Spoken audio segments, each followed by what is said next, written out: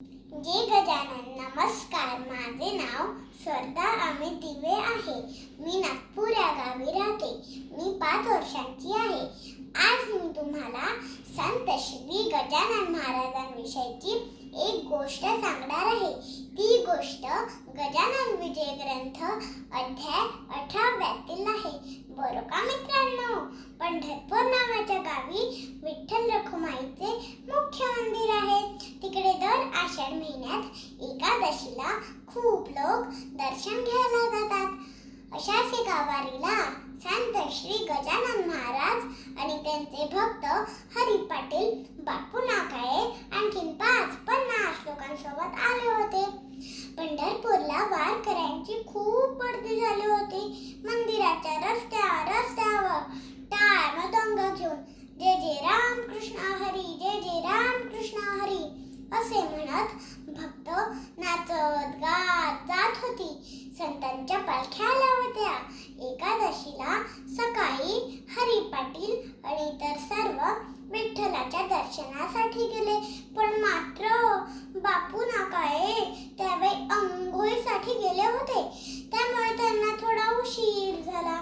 ते येईपर्यंत सर्व लोक निघून गेले होते. म्हणून ते पळत निघाले. विठ्ठलाच्या दर्शनासाठी लांब रांगा होत्या.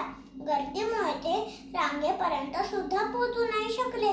ते खूप दुःखी झाले. मनोमनी देवाचा धावा करू लागले.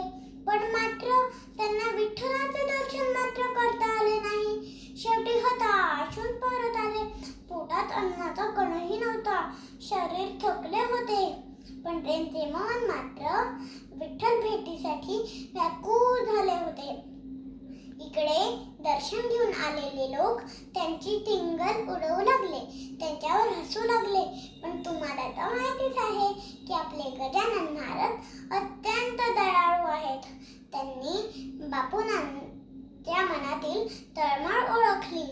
त्यांनी बापूंना आत बोलवले. ते त्यांच्या समोर उभे ठाकले. कमरेवर हात ठेवले. दोन्ही पाय जुळवले. जणू विठ्ठलाची सावळी मूर्ती. त्यांनी महाराजांच्या विठ्ठल रूपातील पायावर डोके ठेवले. त्यांच्या डोळ्यातून अश्रू व्हायला लागले. त्यांच्याच डोळ्यावर त्यांचाच विश्वास बसेना. त्यांना खूप आनंद झाला. इतरांना हे कळल्यावर त्यांनी पण महाराजांना विठ्ठल दर्शनाची विनंती केली. पण महालक्ष्मी शूळ म्हणाले, पहिले तुमचे मन निर्मळ करा. दर्शन ही बाजारात मिळणारी वस्तू आहे काय? जर तुमचे मन निष्पाप असेल तरच तुम्हाला देवाचे दर्शन घडेल. बघा मित्रांनो, तर या गोष्टीतून आपण काय शिकलो बरं? जर आपले मन बापूंसारखे स्वच्छ असेल तरच देव बाप्पा आपल्याला नक्कीच दर्शन देतो. धन्यवाद. जय गजानन.